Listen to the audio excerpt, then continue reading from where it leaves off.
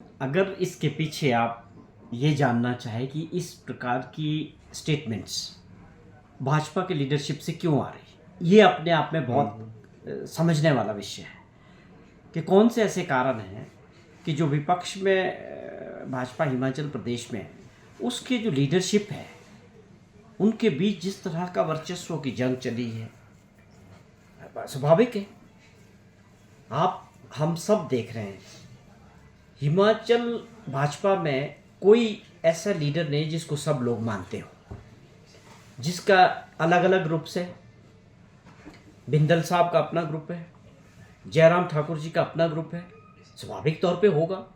अनुराग ठाकुर जी अपने आप में नेता हैं, उनके अपने लोग हैं। उसी तरह से एक बड़ा ग्रुप जो कांग्रेस से ज्वाइन किए हैं भाजपा के अंदर, वो सब बड़े स्टॉलवर्ड्स हैं, जितने भी लोग हैं वो उनका अपना ग्रुप है। इन सब परिस्थितियों में एक बात साफ दिखती है और ये शरेआम अब पब्लिक में भी इसका एहसास होने लगा है कि भाजपा के अंदर कोई किसी को नहीं मान रहा। हिमाचल प्रदेश भाजपा में कोई एक वर्चस्व नहीं, किसी एक लीडर का नहीं है, सब ग्रुप से। और उसमें एक होड़ लगी है कि आगे जाने की, आगे दिखने की, और आने वाले समय के लिए इन सभी लोगों में एक दौड़ लगी हुई है कि कौन भविष्य में भाजपा का हिमाचल प्रदेश का नेता होगा।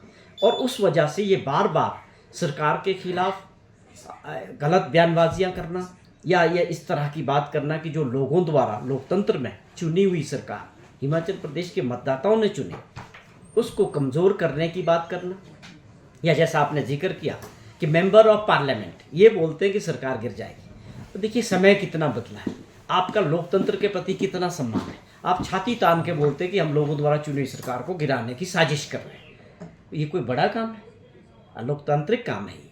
आप किस तरह से इसको आप अपनी बड़ापन दिखा रहे हैं। दूसरी बात जो सबसे इम्पॉर्टेंट है, हिमाचल प्रदेश से जो मेंबर ऑफ पार्लियामेंट से एमपी से वो सारे भाजपा के हैं। आप लोकसभा की बात करें या राज्यसभा की बात करें, तो आप लोगों की जिम्मेवारी प्रदेश के लिए क्या है? केवल मात्र चुनी हुई सरकार को गिराने के लिए साजिश करना, मीडिया के जरिए भ्रमित प्रचार करना सरकार के खिलाफ और माननीय मुख्यमंत्री जी के खिलाफ, यही एजेंडा है हिमाचल प्रदेश के भाजपा का और उनके मेंबर ऑफ पार्लियामेंट्स का। आप लोगों की विपक्ष में होने के बावजूद भी प्रदेश के लोगों ने आपको भी चुना है, आपकी भी जिम्मेवारी उनके प्रति बनती है और आपका जवाबदेही भी है। आपको बताना पड़ेगा कि आप लोग जब सेशन होता है दिल्ली में पार्लियामेंट के अंदर, कौन सी बातें प्रदेश हित में है वहाँ उठाते हैं, कौन से मुद्दे उठाते हैं, कौन से स्पेशल पैकेज के लिए इन लोगों ने काम किया। मैं समझता हूँ सभी मेंबर ऑफ पार्लियामेंट्स, चाहे उसमें अनुराग ठाकुर जी हैं, चाहे वो सुरेश कश्यप जी हैं, चाहे वो राज्यसभा के हैं हर्ष महाजन हैं, चाहे कोई भी है, आप लोगों का भी दायित्व बनता है प्रदेश हित में काम करने का। आप पूरी रिपोर्ट कार्ड अपनी हमें नहीं देना चाहते, प्रदेश के लोगों को मीडिया के जरिए बताएं। आपने स्पेशल पैकेज के लिए कौन सा काम किया? आपने राहत जो हमारा पैकेज था आज तक पेंडिंग है भारत सरकार में, आप लोग बताते क्यों नहीं कि कौन से एफर्ट्स किए? कब कब आप फाइनेंस मिनिस्टर से मिले, होम मिनिस्टर से मिले या माननीय प्रधानमंत्री जी से मिले कि हमारा प्रदेश के लोगों का हक है, हमको ये मिलना चाहिए। ये मुद्दे बड़े हैं प्रदेश के विकास के, और उसमें आप दिखने नहीं, कहीं कहीं दिख नहीं रहे। आप केवल साजिश में दिखते हैं, सरकार कमज़ोर करने में दिखते हैं। और इन सब बातों से क्या होता है कि हमारा जो राज्य है वो कमज़ोर होता है। और होता क्या है कि चुनाव के बाद हमको मिलजुल के प्रदेश के विकास के लिए, लोगों के लिए योजना बनानी होती है। उसमें पूरी तरह से मैं आप लोगों के माध्यम से पूछना चाहता हूँ मेंबर ऑफ पार्लियामेंट्स कि अपना पूरा हिसाब किताब जब से आप लोग चुने ज़रूर रखें जनता की अदालत में कि आप लोग क्या काम कर रहे हैं प्रदेश के लिए। दूसरी बात है, हमारी सरकार को बने हुए 2 साल से ऊपर का समय हुआ, हमारी सरकार ने और मुख्यमंत्री जी ने जिन योजनाओं को आगे बढ़ाने का संकल्प किया है उसके अच्छे परिणाम आ रहे हैं। उस योजनाओं पे मैं इनसे पूछना चाहता हूं कि क्या आपका क्या रिएक्शन है?